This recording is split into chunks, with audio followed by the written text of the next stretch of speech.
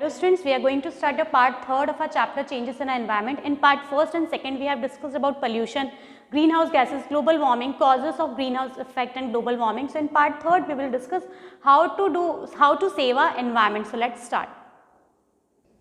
Okay, saving the environment, how to save our environment. Our government has taken some crucial steps to reduce pollution and preserve the natural environment. Government ने कुछ steps लिए हैं, कुछ crucial steps लिए हैं pollution को reduce करने के लिए और एनवायरनमेंट को प्रिजर्व करने के लिए. Some of them are discussed here. Alternative sources of energy such as solar and wind power are being explored. Alternative sources of energy, कुछ alternative man-made sources हैं energy के लिए like solar and wind power are being explored. Research and maximum use of solar energy is being encouraged as solar energy does not cause any pollution. देखो solar energy को काफ़ी ज़्यादा enhance किया जा रहा है, research करी जा रही है ताकि हम maximum use करें solar energy का.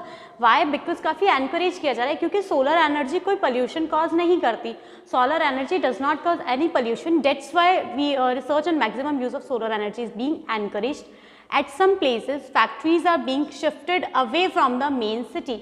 कहीं जगह पे क्या होता है, यूजुअली देखो फैक्ट्रीज हमें सिटीज़ में नहीं होती, लेकिन अगर कोई सिटी में फैक्ट्री है तो गवर्नमेंट क्या कर रही है, उस फैक्ट्रीज को भी सिटी से काफ़ी दूर शिफ्ट कर रही है. Also factories are being asked to convert harmful substances into harmless substances before releasing them. और इसके साथ साथ फैक्ट्रीज को क्या कह दिया गया है कि आप हार्मफुल सब्सटेंसेज का यूज़ ना करें, यूजुअली उन सब्सटेंसेज का यूज़ करें जो हार्मलेस होता है पीपल के लिए भी, लिविंग ऑर्गेनिज्म के लिए भी. Planting of trees is being encourage. Of course आपको कहा जाता है कि प्लांट ट्रीज़ को ग्रो करना चाहिए, प्लांटिंग ऑफ ट्रीज़ करना चाहिए, हमें रेगुलरली ट्रीज़ को सेव करना चाहिए. Do not cut down trees. So planting of trees is being encourage. July 1 is now celebrated as the Van Mahotsav day. 1 जुलाई को वन महोत्सव डे के लिए सेलिब्रेट किया जाता है. Why? On this day trees are planted on a large scale. इस day पे क्या किया जाता है, ट्रीज़ को प्लांट किया जाता है. लार्ज स्केल मीन्स काफ़ी जगह और बड़े लेवल पे ट्रीज़ प्लांट किए जाते हैं काफ़ी सारे. और यूजुअली किसी डे की रिक्वायरमेंट नहीं होती, आप यूजुअली कभी भी ट्रीज़ को प्लांट कर सकते हैं. Grow more trees. Farmers are being encourage to use natural fertilisers. देखो जब क्या होता है ना, लैंड की रिक्वायरमेंट हुई थी तो फार्मर्स ने भी क्या किया था कि फर्टिलाइजर्स का यूज़ ज़्यादा कर दिया था क्योंकि पॉपुलेशन ज़्यादा हो गई थी, लैंड रिक्वायरमेंट बढ़ी तो फूड रिक्वायरमेंट भी ऑटोमेटिकली इंक्रीज़ हो गई. जब फूड रिक्वायरमेंट इंक्रीज़ हुई तो क्या करा फार्मर्स ने, केमिकल फर्टिलाइजर्स का यूज़ ज़्यादा करने लगे थे जिस वजह से हेल्थ डिस्ट्रक्शन काफ़ी हुआ, हेल्थ के लिए हार्मफुल होता है. डेट्स इसके बाद फार्मर्स को भी एनकरेज किया गया कि वो सिर्फ नेचुरल फर्टिलाइजर्स को ही यूज़ करें because natural fertilisers provide better yields and are environment friendly.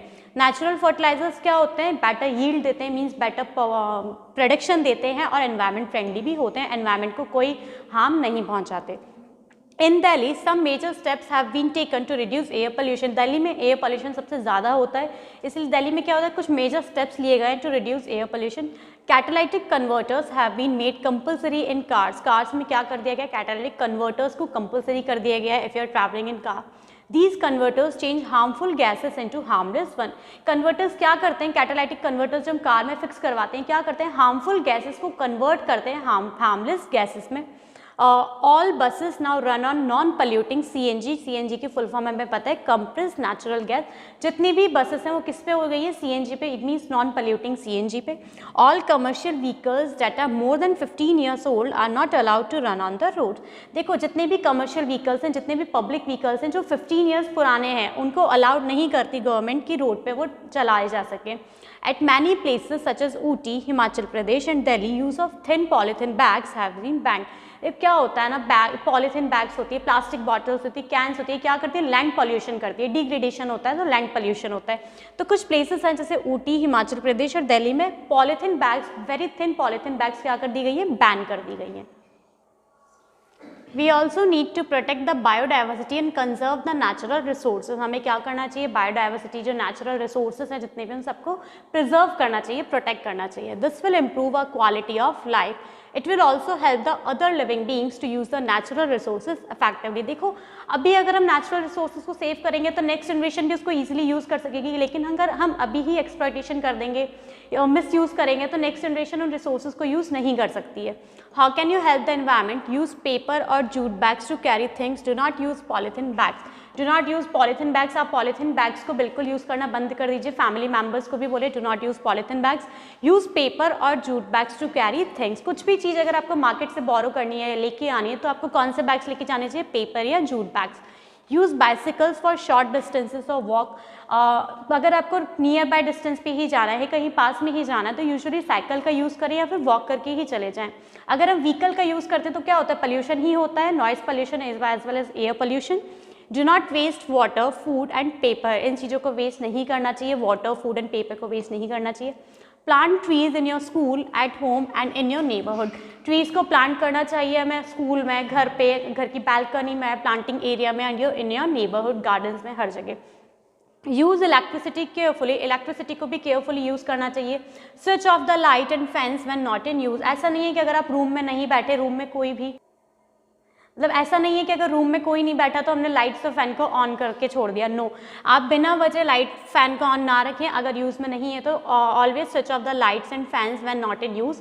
Use sunlight, natural resources as far as possible, sunlight क्या होता है, एक नेचुरल डिसइंफेक्टेंट होता है, नेचुरल रिसोर्स होता है, तो जितना ज़्यादा हो सके हमें सनलाइट एज नेचुरली लेनी चाहिए।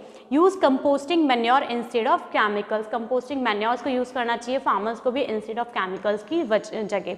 Biodegradable and non biodegradable waste क्या होता है, waste that can be decomposed और breaks down naturally over a period of time is known as biodegradable waste. देखो बायोडिग्रेडेबल वेस्ट क्या होता है, वो वेस्ट जो टाइम के साथ डीकम्पोज हो जाता है, लाइक मिक्सअप हो जाता है, ब्रेक डाउन हो जाता है इनटू स्मॉलर पीसेस, इतने स्मॉलर पीसेस में ब्रेक डाउन हो जाता है कि वो मिक्सअप हो जाता है विद द नेचर और विद द सॉइल, तो वो वेस्ट क्या होता है, biodegradable waste. Biodegradable waste typically originates from plant or animal sources such as wood, vegetable peels and leather products. Biodegradable product कहाँ से आते हैं, यूजुअली प्लांट से या फिर एनिमल सोर्सेज से, जैसे वुड, वेजिटेबल पील्स भी एक बायोडिग्रेडेबल प्रोडक्ट है, लेदर प्रोडक्ट्स।